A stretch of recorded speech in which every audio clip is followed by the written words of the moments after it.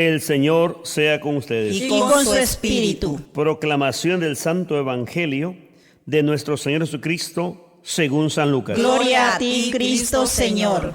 En el capítulo 9, del versículo 28 al 36. Unos 8 días después de estos discursos, Jesús tomó consigo a Pedro, a Santiago y a Juan y subió a un cerro a orar. Y mientras estaba orando, su cara cambió de aspecto y su ropa se volvió de una blancura fulgurante. 2 hombres, que eran Moisés y Elías, conversaban con él.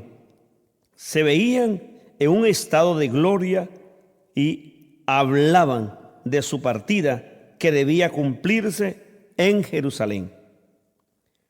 Un sueño pesado se había apoderado de Pedro y sus compañeros, pero se despertaron de repente y vieron la gloria de Jesús y a los 2 hombres que estaban con él. Como estos estaban para irse, Pedro dijo a Jesús: Maestro, qué bueno es que estemos aquí. Levantemos 3 chozas, una para ti, otra para Moisés y otra para Elías.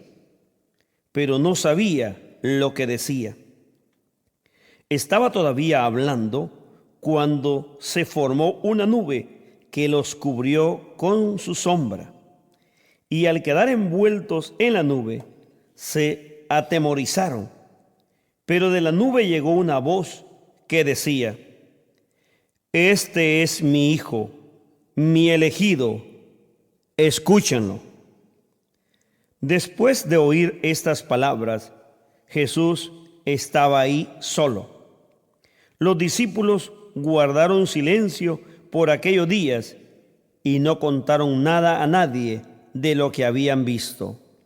El Evangelio del Señor. Te alabamos, Cristo Señor. En este día 6 de agosto, la Iglesia entera en el mundo católico celebra la transfiguración del Señor. Es la transfiguración, la gloria de Jesucristo manifestada, la gran teofanía. Pero para los salvadoreños se celebra el santo patrón, el divino Salvador del mundo. Un saludo para ese pueblo que sufre, que se baña en sangre, que no fue suficiente tantos años de guerra civil donde murieron tantos hermanos y donde hoy nuevamente en revueltas de pandillas, de grupos delincuenciales, nuevamente hay sangre todos los días.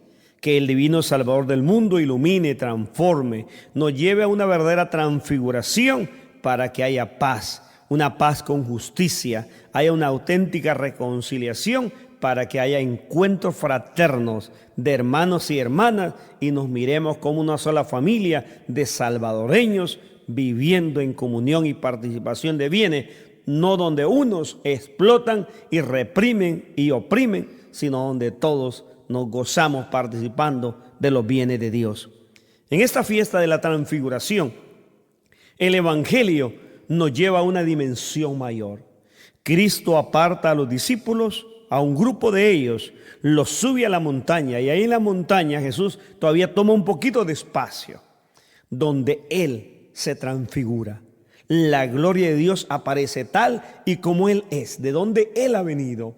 Aquellos discípulos que estaban tristes, incómodos, que habían escuchado el discurso de Jesús, que iba a ser condenado, sentenciado injustamente, que iba a ser coronado de espinas, latigado, crucificado, e iba a morir.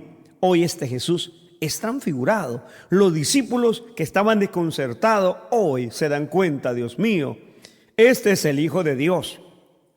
Pero se necesita pasar por un proceso de purificación que el que nunca nosotros queremos vivir. Jamás los seres humanos quieren pruebas, dolores, hambres, persecuciones, frío, soledad.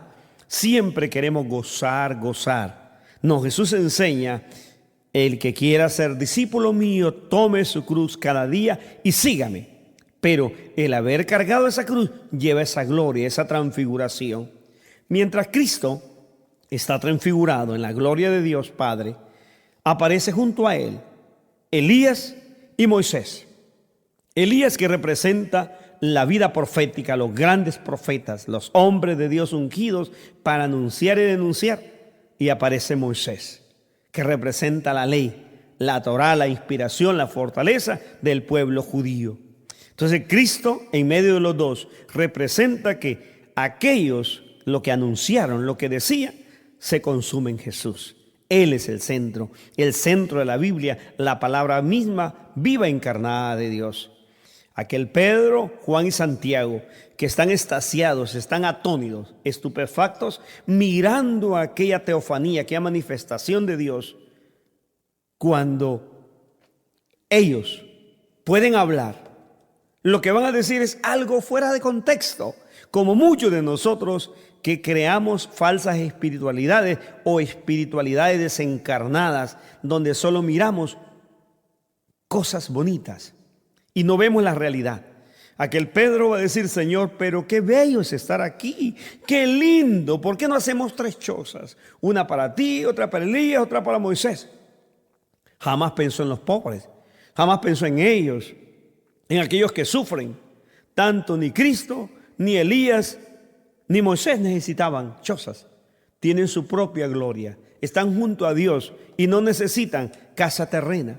Pero así hay muchos sacerdotes y obispos que están preocupados por hacer grandes mansiones o grandes catedrales, basílicas, iglesias llenas de tanto lujo, de mármoles, de acero puro, de cedro, bañadas en oro, con diamantes y cosas por el estilo terrenas, mientras alrededor los pobres no tienen ni una cobija ni un pedazo de pan. Y son muchas veces los que se congregan en esas iglesias, pero hay cantidad de curas absurdos que viven poniendo grandes vitrales de lujo, donde los vitrales son una ofensa no grata a Dios, pero ellos creen que con eso y con lo bonito, con los espejismos, estamos atrayendo más a Dios. Por eso que del cielo, aquella nube, aquellos que están hablando cosas fuera de contexto, les va a decir: este es mi hijo amado, a él escúchenlo, hagan lo que él les diga. Necesitamos saber escuchar a Jesús. Y el escuchar a Cristo es hacer lo que nos mandó como el samaritano, amarnos mutuamente y hacer el bien. El decir amar a Dios implica amar al hermano.